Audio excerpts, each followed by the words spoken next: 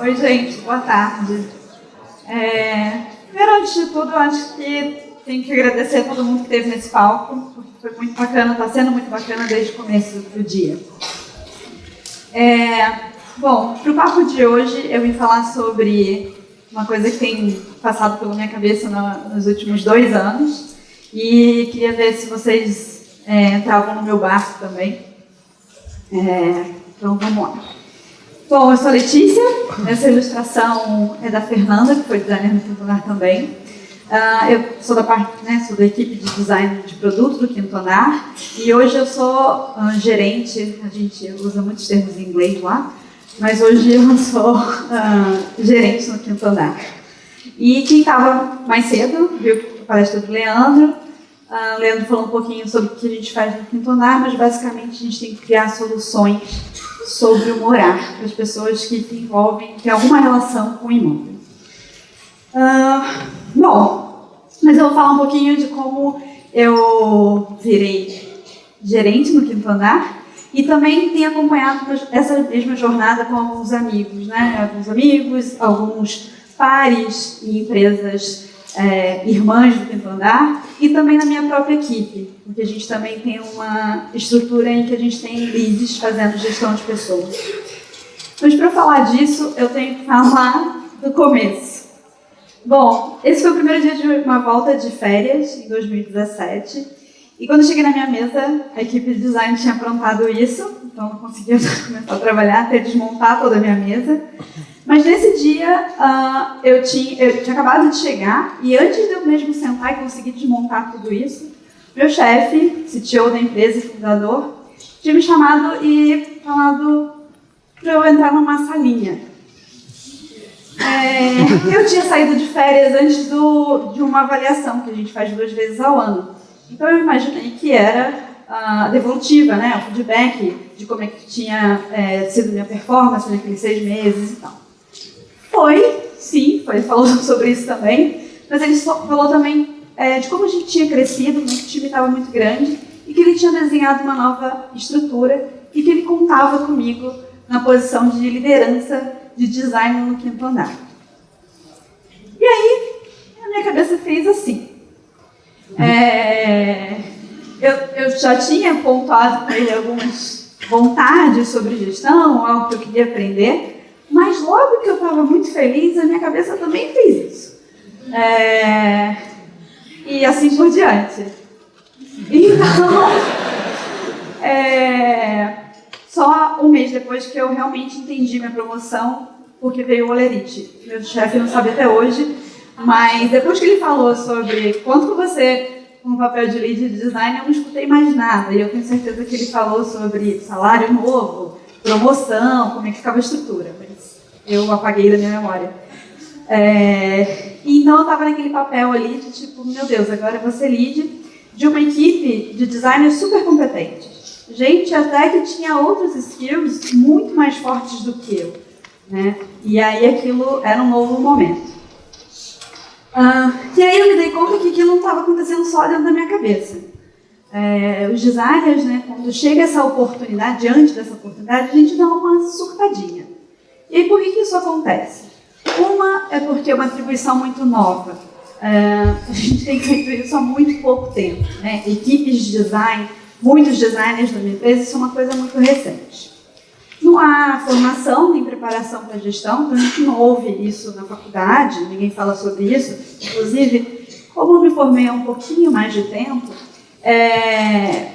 a gente não tinha nem esse papo, né? A gente achava que, tipo, eu ia ser designer num escritório pequeno, a vida inteira eu ia trabalhar ali com 3, 4 designers, e é isso aí. E também a gente, durante nossa trajetória profissional, a gente também tem poucos chefes designers, gestores designers. Eu fiz até um exercício sobre meus chefes, inclusive eu tive uma chefe cientista molecular, não é mesmo? Mas não designers. E a gente tem um medo enorme sobre parar de desenhar, esse é um grande tabu, né? A primeira coisa que as pessoas falam, meu Deus, eu nunca mais vou desenhar. Depois eu fui entender que a real é que isso é muito mais forte e mais denso do que a gente pensa. não é medo de parar de desenhar, é um medo de não se reconhecer. Quem sou eu mais, né? Tipo, eu fazia aquelas tarefas e agora? Quem que é essa pessoa aqui que surgiu? Então, esse medo é um medo maior. Eu não tinha ideia do que ia acontecer, mas eu estou aqui hoje conversando com vocês sobre isso. E aí eu me dei conta que, na verdade, o começo de tudo mesmo não foi naquele dia que meu chefe me chamou na salinha. Tudo começou quando eu comecei a falar com ele sobre alguns incômodos que eu tinha sobre design no quinto andar. Éramos designers super competentes, cada um no seu squad, mas eu acho que a gente se falava pouco. E a gente tinha alguns descompassos. E eu reclamava disso com o meu chefe. Então a gente começou a amadurecer a ideia sobre gestão. Eu entrevistei várias pessoas para serem meus chefes de design. Mas como a gente não achava essa pessoa, eu continuei com esses problemas e ele fez essa provocação para mim, do tipo, tá, o que não está funcionando? Faça funcionar. Então eu chamei os designers para uma reunião fora para a gente conversar sobre quais são os desconfortos. Eu tinha certeza que os desconfortos não eram só meus. Cada um ali também tinha alguma coisa que não estava tão legal. A gente funcionava super bem no squad, a gente tinha muita autonomia, conseguia fazer projetos muito bons e entregar, mas entre a gente ainda não tinha amadurecido a ideia de chapter, né? De capítulo, de equipe, de time, enfim. Então, a gente não tinha ainda se ligado que existe o papel do design na empresa.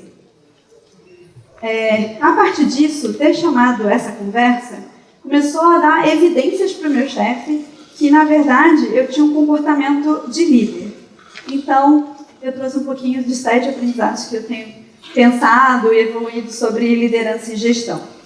A primeira coisa é que liderança é super diferente de gestão. Liderança é um comportamento.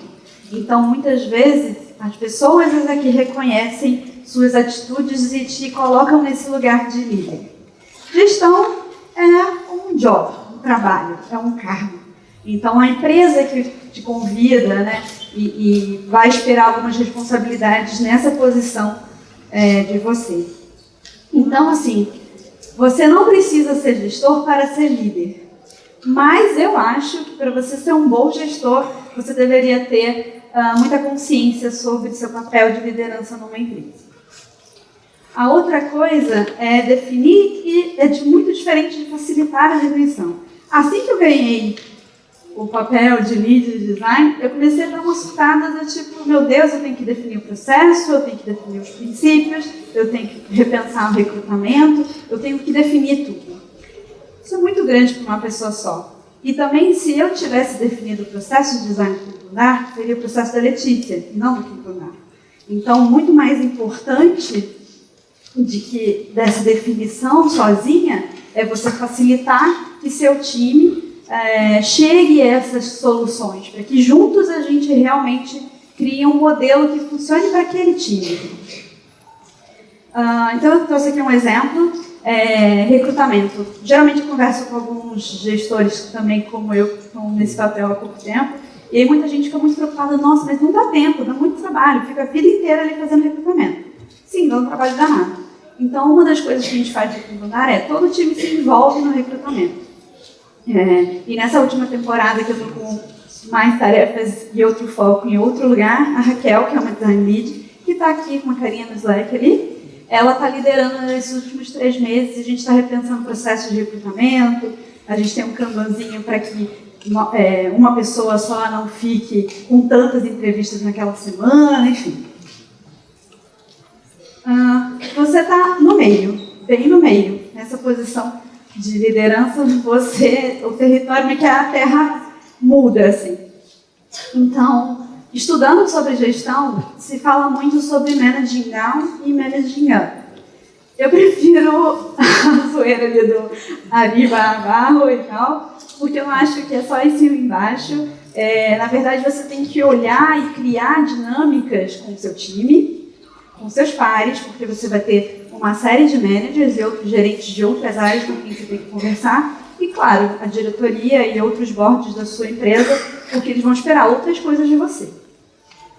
E assim, parece óbvio eu falando isso e a gente lendo no livro, mas no dia a dia você tende muito a olhar só para o seu time e negligenciar essa conversa com pares. Com seu chefe você nunca negligencia, né? Mas enfim, com os pares principalmente somando. Isso é minha agenda. Na terça-feira, por exemplo, eu tenho vários syncs. O primeiro sync Design Mornings é com o time de design, o checkpoint de produto com managers, managers de produto, né? Então, é reunião com o engenheiro, que é manager, product manager e BI e Data, então gerentes dessas áreas. E preço dinâmico boladão não é um sync, é outra coisa. A quarta coisa que eu trouxe é sobre você nunca está pronto. Parece uma frase de mãe, mas é real, você tem que se apoiar nela. Então, essa sou eu, surtando também, há uns 3 meses atrás, no WhatsApp dos vídeos de designs, e que, assim, era um caso de uma demanda super simples, mas eu estava super preocupada de, é a segunda vez que eu furo o prazo com a própria equipe, e aí enfim, eu gosto muito de ter esse apoio da equipe e ter esses lugares de segurança que eu posso dividir, que eu estou ansiosa ou que eu estou insegura com alguma entrega. Eu acho que isso tem me apoiado e os líderes deveriam pensar um pouquinho mais sobre isso também. E aí isso leva num assunto que, de algum jeito, eu coloquei meus gestores e meus chefes como pessoas infalíveis, então muitas vezes eu dei uma endeusada neles, glamorizei a questão, e teve outras vezes que eu fui super cruel de pensar, nossa, como é que fulano tomou essa decisão? E no fundo, a gente é só gente. Uma outra coisa é que você continua sendo designer. Sim, essa sou eu desenhando semana passada. As tarefas mudam, mas a sua abordagem nunca vai mudar. Você vai continuar tendo um processo de design, um olhar e uma lente de design. Então, isso é uma outra coisa que a gente deveria pensar um pouco sobre esse medo de parar de desenhar. Sexta coisa é conversar com pessoas. A gente já faz isso super bem com clientes, mas a gente tem que começar a fazer essas conversas dentro do time. É super importante você conhecer os indivíduos do time e o time como um coletivo. E eu acho que conversar é a melhor forma de fazer isso. Então, tem uma coisa aqui que eu acho que é super designística, que é a gente desenhar ferramentas para conversar com pessoas, né? Essa é a gente fez um diagnóstico de competências, mas a ideia aqui não é a nota, não é fulano manda bem em UI, não manda em arquitetura. Não, a ideia é como é que eu crio uma conversa, como é que eu começo uma conversa sobre o que você quer desenvolver. E aí também, nesse papel, eu comecei a conversar com os managers pares, né, de outros assuntos, que também eu tinha uma ideia de, nossa, o cara do financeiro faz isso, tem time de financeiro há 15 anos, esse cara super sabe o que faz. Mentira. As pessoas estão bem perdidas. Então, os designers não estão prontos, mas, assim, muita gente não está. Eu arrisco dizer que tem mais gente não preparada do que preparada. Por quê? Porque a gente tem uma gestão hoje que é distante do gerido, né? As pessoas, o diretor não sabe quem acabou de entrar e tudo mais, e eu entendo que, assim, em algum número, eu também não vou saber mais o nome das pessoas, né? Mas como é que a gente se esforça para saber? E a gestão também não é um controle, é um número. O número te ajuda a visualizar alguns padrões ou coisas que estão acontecendo ou não acontecendo, mas as pessoas não viram o número. E as empresas também estão vivendo um outro momento, né? O nosso trabalho está muito mais sofisticado e as outras gerações que estão entrando no mercado de trabalho esperam outras coisas do universo do trabalho. Então, também é uma oportunidade para a gestão clássica repensar um pouco, porque ela tem sofrido. E aí isso entra no meu último ponto, que é sobre maturidade de design. Então, essa história toda que eu estou contando para vocês, ela não é só referente à minha trajetória de designer para manager. Ela está falando de maturidade do design. Por isso que eu queria que vocês entrassem nesse barco comigo, para a gente falar um pouco mais sobre liderança, porque mais designers em outros fóruns, mais designers em outros lugares da empresa, a gente está falando do design estar em outros lugares e estar resolvendo outros problemas, ser visto pelas empresas de um outro jeito. E a gente pode colaborar, não só entregando soluções para clientes, mas também como é que a gente olha as jornadas dos nossos colaboradores, como é que a gente olha novas dinâmicas de trabalho. Então, como é que a gente fala, né? Tipo, não acontece menos essa história de cair por acidente porque alguém convidou a gente para ser manager, gestor, enfim, de design. Acho que é colocar mais intenção nesse assunto. A gente ainda tem sido muito cair de paraquedas nesse assunto. A gente fala pouco. Como comunidade, a gente fala pouco sobre liderança e sobre gestão. A outra coisa é dividir mais. Então, quem está nessa posição e não se encontrou ainda, tipo, meu Deus, eu estou sofrendo, tem que dividir mais. Quem está sofrendo menos tem que dividir mais. A gente tem que falar mais sobre isso, desmistificar um pouco essa posição. A gente começou essa manhã, a Vitória, eu acho, ela falou sobre estudar. Ela está aqui. É Vitória, né? Eu vou falar também sobre estudar. A gente colocar intenção nisso significa também estudar mais. Então, a troca com outras áreas ou com pessoas que fazem isso há muito tempo é super importante. Uma outra coisa que eu acho que é interessante a gente fazer é se abrir mais a feedbacks, fazer trabalhos em que a gente conhece mais e a gente entende quais são as coisas que em que coisas a gente manda bem e coisas que a gente não manda tão bem assim, mas a gente tem, ao montar um time, a gente tem que se conhecer muito. Isso, às vezes, é super doloroso, mas é importante que a gente se abra mais para esses feedbacks, principalmente, por exemplo, quando a gente pergunta o que a empresa precisa do design e eu não estou entregando como designer daquela empresa. Às vezes você vai ouvir coisas. Muitas vezes você vai ouvir coisas que você não quer ouvir, mas é importante você estar aberto para esse tipo de conversa. E eu acho que agir mais. Eu falei lá na frente que eu tinha vários incômodos e a minha primeira reação foi reclamar desses incômodos no lugar que eu estava trabalhando. Eu acho que a gente tem que fazer o processo de design desses incômodos que a gente tem onde a gente trabalha. Então, muito mais em agir e aprender com essas ações. Então, identifica o que não está funcionando, pensa em alternativas, pilota com sua equipe, tenta buscar parceiros para fazer coisas novas, comunica essas iniciativas, vê como é que a empresa percebe isso, e eu acho que assim a gente começa a evoluir. Isso não significa que você precisa do chapéu, né, com decoração, eu sou chefe da área de design. Eu acho que isso faz muito mais sentido quando a gente olha que a gente é um indivíduo num organismo e isso faz a diferença. A gente pode começar algo em que outras pessoas podem entrar e a gente pode mudar esses organismos que a gente está trabalhando dentro, né? Não só as soluções que a gente faz para fora. Bom, eu quero agradecer ao meu time, que agora está bem comprido, 24 pessoas.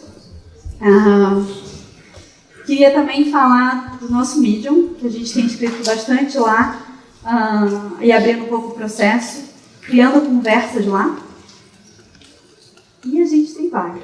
Então, isso aqui escaneiem, conversem comigo, me achem no LinkedIn, que a gente pode conversar mais sobre.